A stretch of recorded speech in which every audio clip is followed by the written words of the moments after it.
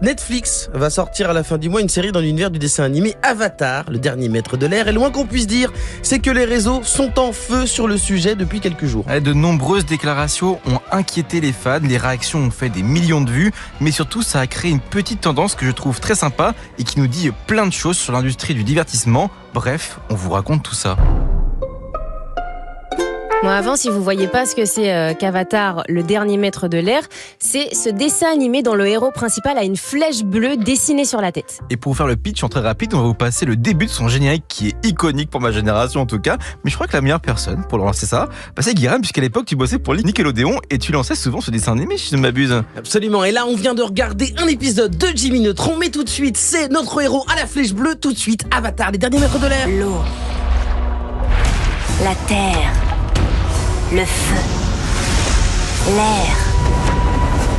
Il y a très longtemps, ces 4 peuples vivaient en harmonie. Mais un jour, la nation du feu décida de passer à l'attaque. Et oui, j'ai un sourire d'enfant très, très heureux. Cette série a bercé mon enfance et j'en suis absolument fan.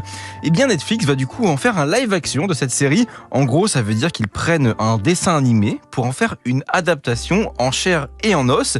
Et ça sort le 22 février prochain sur la plateforme. Le truc, Tasio, c'est que pour nous donner envie de la regarder, il y a de plus en plus de promos à mesure qu'on s'approche de la date de diffusion. Des interviews, par exemple, des réalisateurs qui nous dévoilent un peu la trame, quoi. Et c'est là que ça coince, puisque c'est en train de faire le total effet inverse que de nous donner envie de la regarder. Je vous explique. En gros, on a beaucoup de déclarations qui inquiètent les fans parce qu'elles donnent vraiment l'impression que les réalisateurs n'ont rien compris en fait à l'essence même de la série. Par exemple, le fait que Aang, le personnage principal, sera, selon leur dire, pas vraiment du genre à aller à droite à gauche pour vivre d'autres petites aventures. Et à ce sujet, il y a plein de gens qui réagissent en répliquant que c'est pas du tout comme ça que le personnage était pensé de base. Au contraire, Aang partait dans tous les sens parce que c'est un enfant qui n'a pas le sens des responsabilités et qui finit même par essayer de les fuir. Ça fait toute partie de son développement de personnage, quoi.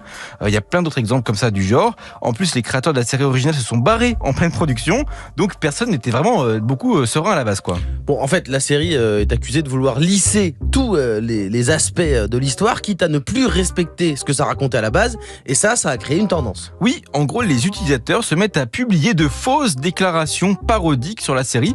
Par exemple, celle-ci, le prince Zuko, qui poursuit à la base le personnage principal dans la série, et là, il fera pas ça du tout. On pourra plutôt le voir se focus sur une thérapie personnelle pour solutionner ses traumatismes parentaux, en écoutant notamment des podcasts de développement personnel. Bref, vous voyez un peu le genre de conneries. En vrai, si ça fait autant de bruit, tout ça, c'est parce que les gens en ont marre. Le live action d'Avatar, il s'inscrit dans un contexte bien particulier. Ouais, il y a une tendance depuis quelques années à prendre des licences célèbres du monde de l'animation et puis à complètement les saccager en les adaptant dans la vraie vie. Netflix a fait très fort à ce sujet, avec par exemple Full Metal Alchemist, Death Note ou encore Cowboy Bebop, qui ont été des foirages terribles. Et ça me fait mal au cœur d'ailleurs de voir des univers que j'aime tant dans cet état. Il y a eu aussi One Piece récemment, mais lui, elle a réussi à trouver son public, cette série. Mais du coup, les communautés de fans qui sont souvent les mêmes à regarder toutes ces séries-là, elles ont quand même une grosse défiance et plus personne n'a vraiment confiance à l'annonce de ce genre de projet. Et en fait, ça fait que les œuvres elles doivent aujourd'hui se battre pour leur réputation avant même d'être disponibles. C'est un phénomène qui existait quand même un peu avant, mais qui s'est énormément accentué avec les plateformes ces dernières années. Et on en arrive à des points vraiment chelous, où par exemple, cette semaine, Pokémon a teasé une annonce. Donc il n'y a même pas d'annonce qu'on fait faire, c'est juste un teasing. Et tout le monde s'est mis à s'inquiéter de l'état du futur jeu, alors qu'on ne sait même pas ce qui va se passer. Mais j'ai envie de dire, tout ça, c'est que le résultat d'une industrie qui ne se repose plus que sur des licences pour produire des œuvres avec énormément de paresse, en espérant que les femmes consomment coûte que coûte.